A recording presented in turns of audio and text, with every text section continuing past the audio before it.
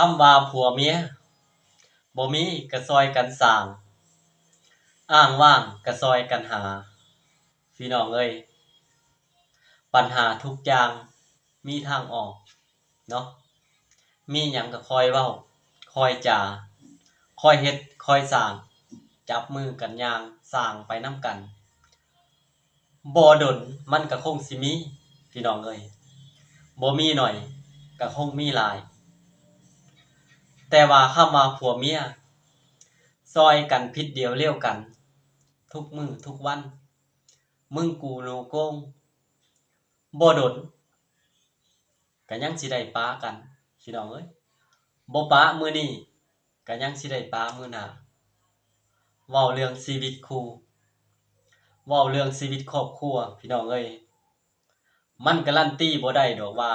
เอาแล้วบ่ให้ปะปะแล้วบ่ให้เอาเรื่องนี้มันบ่เข้าไผออกไผชีวิตคู่มันบ่ดีกันทุกคู่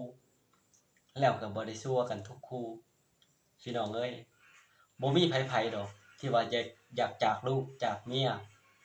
หรือว่าอยากจากผัวจากลูกไปอยู่กับคนใหม่แต่ว่ามันจำใจพี่น้องเอ้ยถ้าเว้าเรื่องชีวิตคู่ถ้าปัญหาเรื่องนี้บ่เกิดขึ้นกับไผก็คงสิบ่รู้จักว่าความลำบากความเจ็บปวดมันเจ็บส่ำใดเจ็บบ่มีแผลแต่ว่ามันเจ็บหลายเจ็บดนเจ็บนานพี่น้องเอ้ยถ้าผู้ใดคิดจะนินทาคิดจะซ้ำเติมก็ฝากไว้ให้คิดเด้อพี่น้อง